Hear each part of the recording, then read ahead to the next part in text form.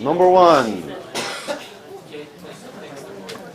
We are looking, what we got? We're looking for what? G of negative 1. So, I was surprised how many of you got this wrong on the test. G of negative 1 is equal to what? The integral from 3 to negative 1 of f of t dt, yeah? Now notice the direction.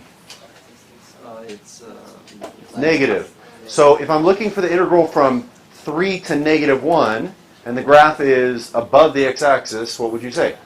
It's going to be a negative answer, right? Okay. So I could rewrite this as negative integral from negative 1 to 3, if you need to, of f of t dt. And then we're going to break this into, what, 3 shapes? So the first one is a trapezoid. So what's the area of that first trapezoid? The base 1 is 2. Base 2 is 1, so 2 plus 1 is 3. And then what's the width, or what's the height?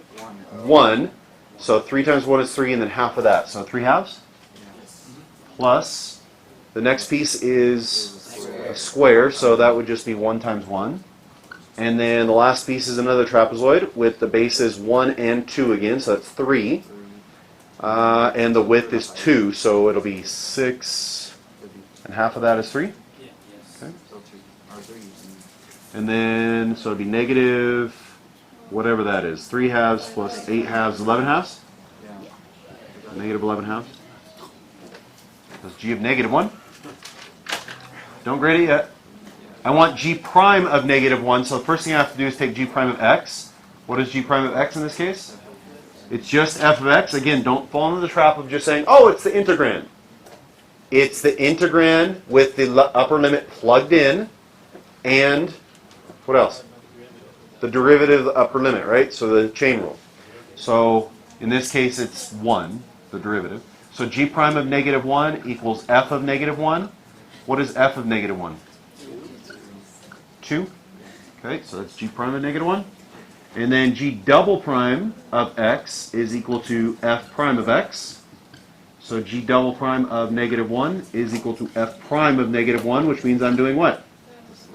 Finding the slope. So what is the slope at negative 1?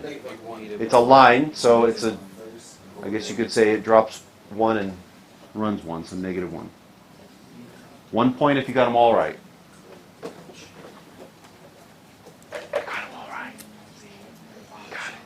All right, number 2. The integral of secant squared. What is the integral of secant squared? It'll be tangent of theta. And I'm seeing some people on the test, you're putting a plus c. Do you need to put the plus c? No, because why? It's a definite integral. When you go to subtract the two values, it's going to go away, so there's no point. All right, so what's tangent? Let's see, tangent of pi over 3 minus tangent of 0. What's tangent of pi over 3? Rad 3? Rad 3? Okay. What's tangent of 0? 0, so our answer is just rad 3.